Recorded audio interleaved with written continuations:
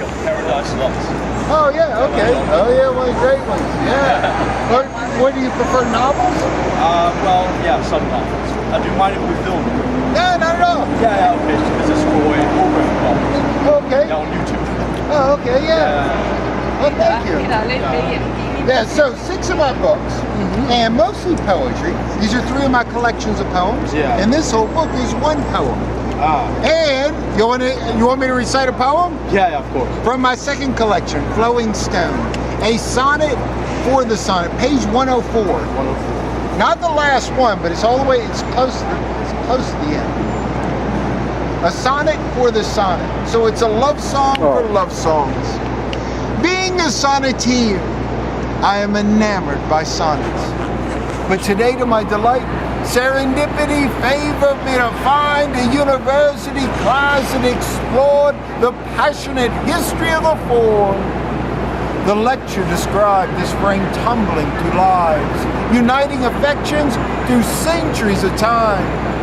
There is no language that it scorns, there is no culture it cannot adore. This delicate and vigorous design turns eternal to awakening minds and endures with the desires it records. I swear with my life and the lute I strum, as long as we love, sonnets will be sung. Wow, touching. Thank you. Yeah, really good. So, Okay. yeah. Okay. So this is a novella, right? Yes, it is my second novel, and it's a novella, very brief. It is an epistolary novel, so it's all letters, 14 letters. And the letters are written by the protagonist, Weldon Keys, to Zoe. And it's a coming-of-age story and a love story. He's wandering around the United States, hitchhiking and riding freight trains. And he's writing these letters to Zoe, describing his adventures, but coming to terms with himself and his relationship with her as he makes his rite of passage. I adapted that into a musical, too, which I've been performing on stage, off-Broadway, in festivals. I can sing y'all a song. Y'all hear a song? Yeah. All right, first song. Begins really somber. I remember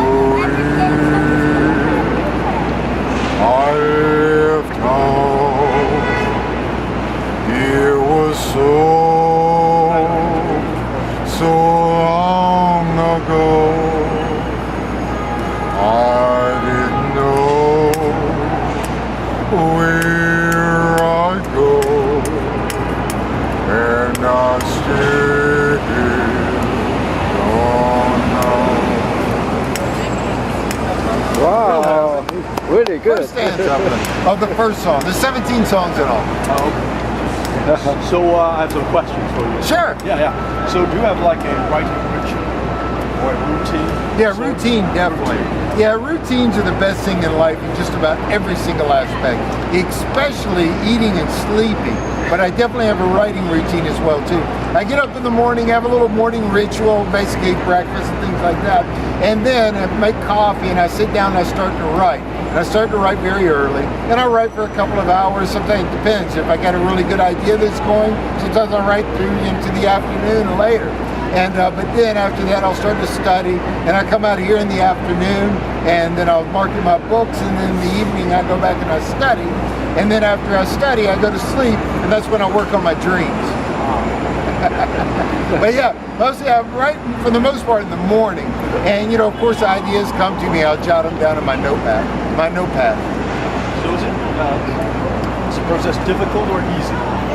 Well, it was much more difficult when I was younger, just because when you're young, you're always going in all different directions at once. I know I was. And to be able to concentrate my attention and focus upon something for long, sustained periods of time. But I'm 46 years old now, and I've been taking literature seriously and writing for 30 years now. So I've been able to discipline myself, and I'll sit at my desk for hours upon hours. I'll sit all day if I have an opportunity, and I do when I can. So when you write a novel, because different novels do it in different ways. Yes. For instance, I know like John Irving, he writes the last sentence. Okay. Then, yeah, he goes towards that sentence. Oh, yeah, so, okay. So do you like plot out your novel, or is it like to improvise along the way? So how does it work? Well, yeah, definitely improvise along the way, and everyone does to a certain extent, because you can't have the entirety of the novel composed in your head before you write it down. But often people will have definite ideas of where they're going to go. All of my novels are based directly upon my experiences. And so I basically know where direction they're going to go, and I just kind of rediscover it through the expressions as I articulate it upon the page. But my poetry is mostly spontaneous, but often, sometimes I'll get a line. You often get a line that's a gift. It just comes to mind and it comes out of nowhere. Sometimes it'll be at the end of the poem, sometimes midway, sometimes at the beginning. But often, just like with John Irving, I'll have some sense of where I want to go, and then that'll give me a target that I can set my trajectory, but I don't always end up going there. And often when it develops as well as it can, or the better than I can ever anticipate, it doesn't go where I intend it to go. It goes in its own direction, and it develops into its own form, and then I almost become just a medium of being able to express it. Yeah. So final question. Yeah, Sure. Final question. So do you like what you just described? It sounds to me like it sort of flows out of you sometimes, pours out of you. Yeah. So when that happens, I suppose it's really good.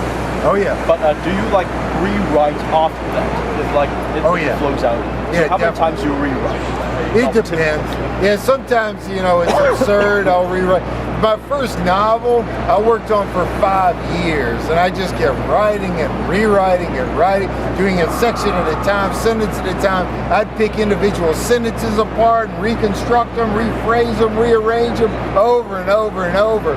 But a lot of that, too, being writing my first novel, is I was really formulating myself into a sound storyteller as well. So I was somewhat organizing my thoughts so that I would be able to create a greater fluency in the future. And so I think that I have achieved that to some extent, but I still tinker with things, and I still do extensive revision. I think it's Truman Capote made the famous statement. He said, "Writing is rewriting." He also writes horizontal.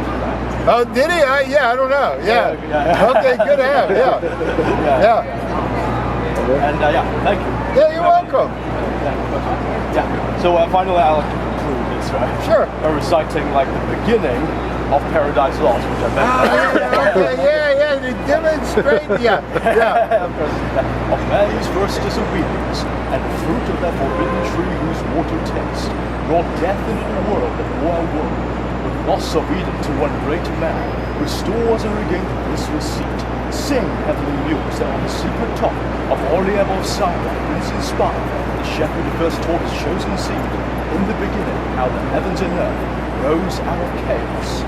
All Zion builded like a wall, and silver brook that floweth fast by the oracle of God.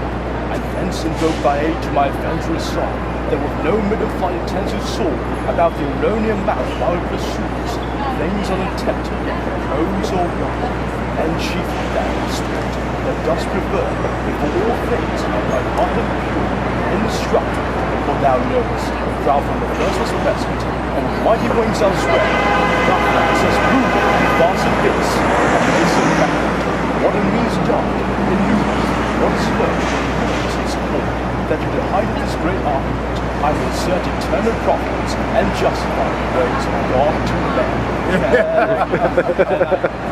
Nice to meet you. Thank you so much.